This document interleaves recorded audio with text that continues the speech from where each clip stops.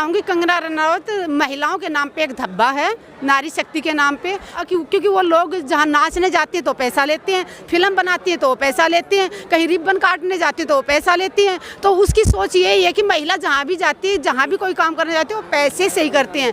कंगना रनौत ये किसान की बेटियाँ हैं, ये अपना खून पसीना बहाती हैं, ये पैसों में नहीं बिकती आप लोगों की तरह। ना लंबा खींचना चाहती है, यह सरकार हमारी परीक्षा लेना चाहती है कि किसान हार थक के घर वापस ले जाएंगे, तो ये सरकार का वहम है। सरकार अपने दिमाग से इस बात को निकाल दे। किसान अब जाग चुका है, पूरे देश का किसान जाग चुका है। वो हमें बोलते हैं कि ये खालिस्तानी है, कभी वो आतंकवादी बुलाती है। वो कंगना रनौत नहीं कर रही, उसकी चाबी कहीं और ही से चल रही है और ही लोग चला रहे हैं। जैसे मोदी भी खुद काम नहीं कर रहे हैं, उनके भी आका उनसे करवा रहे हैं। कठपुतली बनाया हुआ हमारा प्रधानमंत्री किसी के इशारों पे, पूंजीपतियों के हाथों। जाग रे किसान कमेरे जाग के दिखा, जाग रे किसान कमेरे जाग के दिखा, अपने और पराये को पहचान के दिखा, अपने और पराये को पहचान के दिखा। अपने अधिकार तुझे खुद लेने हैं, अपने अधिकार तुझे खुद लेने हैं, मांगने से मिले नहीं, छीन लेने हैं, छीन लेने हैं, छीन लेने हैं।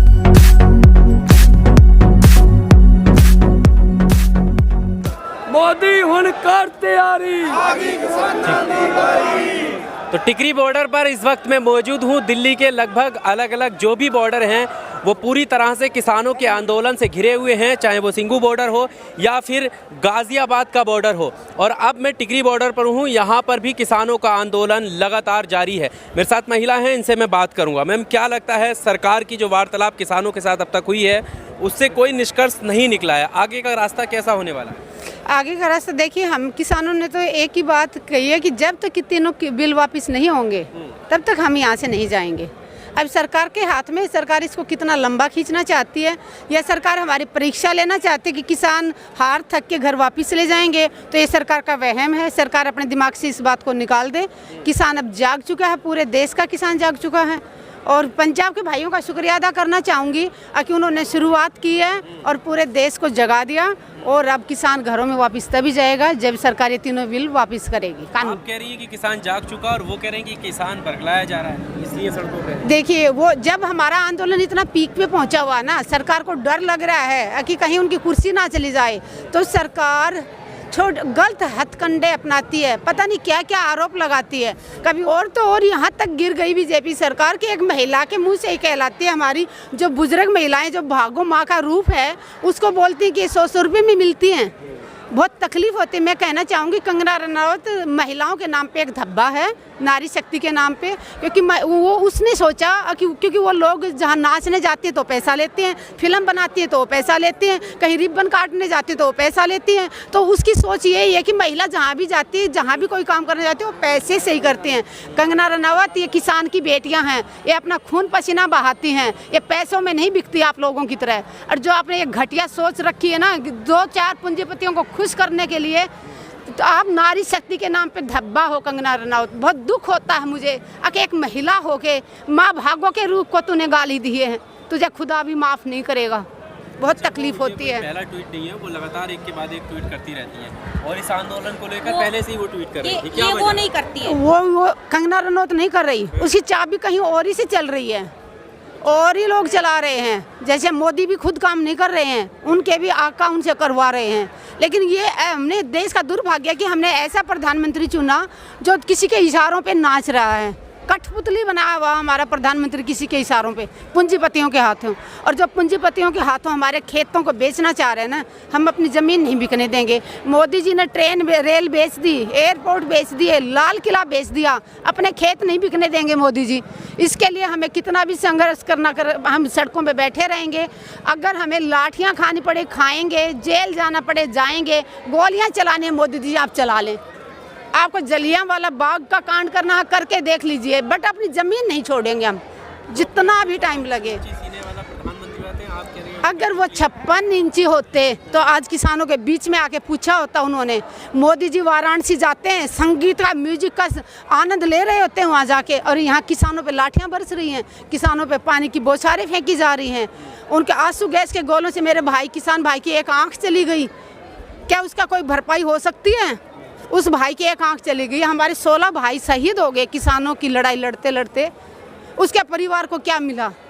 उसकी कोई भरपाई कर सकता है? मोदी जी के पास टाइम है हीरो हीरोइन की शादियों में जाने का, मोदी जी के पास है क्रिकेटर के शादियों में जाने का, मोदी जी के पास टाइम है पाकिस्तान जाके बिना बुलाए चाय पीने का।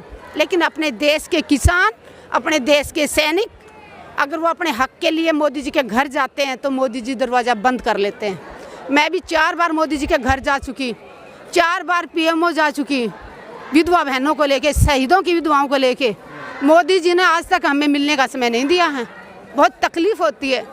दिवाली मनाने जाते हैं ना मोदी जी बॉर्डर पे फौजियों के साथ, वो सिर्फ और सिर्फ दिखावा है। जिन फौजियों को अपने हाथों से लड्डू खिलाते हैं मोदी जी, उनके बाप दादा भाई बहन जंतर मंतर पे आज भी आंदोलन जारी है। जंतर मंतर पे 1 रैंक 1 पेंशन का 2000 दिन पूरे हो गए 4 दिसंबर को, और जो बैठे हुए हैं भूख हड़ताल पे, उन पे मोदी जी ने 3 बार लाठीचार्ज करवाया, 3 बार लाठीचार्ज करवाया। तो ये प्रधानमंत्री कहलाने के लायक ही नहीं है। प्रधानमंत्री कहना, किसानों की बातें मैं यही करूंगी कि जब तक ये तीनों कानून वापस नहीं लेंगे। नहीं, वो संशोधन की बात कर रहे हैं। संशोधन नहीं चाहिए, हमारी एक ही मांग है, तीनों बिल वापस लें। संशोधन से नहीं हम मानने वाले, तीनों बिल जब तक वापस नहीं लेंगे हम नहीं जाएंगे। एमएसपी की बात करते हैं, कभी मोदी जी से मांगा किसने था? कह रहे हैं तो उनकी बात पर भरोसा क्यों नहीं है? वो कह रहे हैं एमएसपी खत्म नहीं होगी। मोदी जी से भरोसा कैसे करें? मोदी जी ने 2014 में आने से पहले क्या कहा था? सबसे पहले पहली कलम से मैं किसानों का कर्जा माफ़ करूंगा। क्या मेरे भाइयों आपका कर्जा माफ़ हुआ? तो किसानों का कर्जा माफ़ नहीं हुआ। खुद उन्होंने वादा किया था, तो मोदी जी ने जो वादे खुद किए थे वो ही पूरे नहीं किए, तो भाई भरोसा कहाँ करें?